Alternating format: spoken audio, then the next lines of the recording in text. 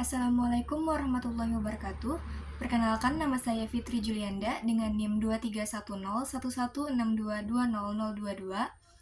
Pada video ini saya akan membahas mengenai fonemik yang sebelumnya sudah dijelaskan atau dipresentasikan oleh kelompok 4 pada pertemuan mata kuliah fonologi. Pembahasan yang pertama yaitu mengenai pengertian fonemik. Fonemik adalah cabang studi fonologi yang membahas mengenai bunyi yang dilihat fungsinya sebagai pembeda makna. Objek kajian fonemik adalah fonem. Fonem merupakan abstraksi atau gambaran dari sebuah atau sejumlah font, baik itu huruf vokal maupun huruf konsonan. Fonem berfungsi sebagai pembeda makna.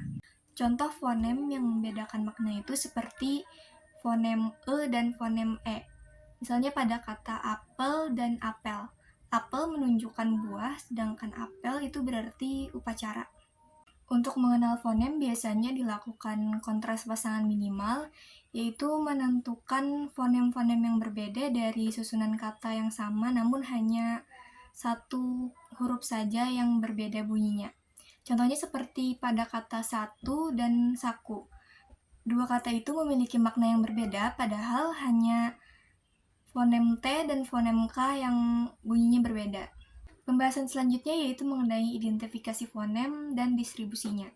Untuk distribusi fonem itu terbagi menjadi 3. Yang pertama yaitu distribusi vokal, yang kedua distribusi diftong, dan yang ketiga distribusi konsonan. Distribusi ini menentukan penempatan-penempatan fonem tersebut, apakah ia bisa berada di awal, di tengah, maupun di akhir kata. Untuk distribusi vokal itu bisa menempati semua posisi, baik itu di awal, baik itu di tengah, maupun di akhir. Sedangkan untuk diftong itu rata-rata diftong menempati posisi awal dan posisi akhir saja.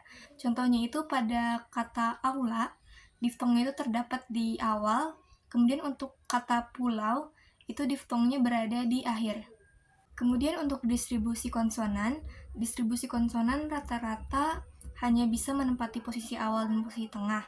Hanya beberapa fonem konsonan saja yang bisa menempati posisi di akhir. Kemudian pembahasan yang selanjutnya yaitu mengenai alofon. Alofon ini merupakan variasi bunyi dari suatu fonem yang sama tanpa melihat itu membedakan makna. Jadi hanya merupakan variasi bunyi tanpa adanya perbedaan makna.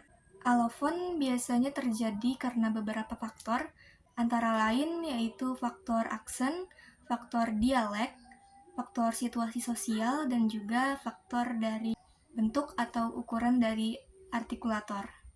Pembahasan selanjutnya yaitu mengenai gugus dan deret fonem. Gugus ini merupakan suatu fonem yang letaknya berdampingan atau berdekatan dan berada di silabel yang sama. Kemudian untuk deret, ini merupakan fonem yang letaknya juga berdekatan namun berada di silabel yang berbeda. Biasanya dipisahkan oleh suku kata. Gugus dan deret fonem ini terbagi menjadi 2. Yang pertama ada gugus dan deret vokal, dan yang kedua ada gugus dan deret konsonan. Yang pertama yaitu gugus dan deret vokal. Gugus vokal itu disebut dengan diftong. Terdapat beberapa diftong dalam bahasa Indonesia. Itu antara lain diftong ai, au, oi, dan ei. Itu seperti pada kata pulau, santai, sepoi, dan survei. Kemudian untuk deret vokal itu seperti au pada kata daun, ai pada kata kain, ao pada kata laos, ua pada kata kuat, ue pada kata kue, ui pada kata puing, kemudian iya pada kata kiat. Yang kedua yaitu gugus dan deret konsonan. Untuk gugus konsonan ini disebut dengan klaster. Itu seperti BR pada kata Brahma dan labrak. Kemudian BL seperti kata Blanko dan blusukan. Kemudian BY seperti pada kata objektif dan ambyar. Kemudian DR seperti pada kata drama dan Dracula. Kemudian untuk deret konsonan itu seperti BD pada kata sabda. Kemudian BH seperti pada kata subhat. Kemudian BL seperti pada kata kiblat. Kemudian HK seperti pada kata mahkamah. Kemudian HL seperti pada kata bahla dan bahlul.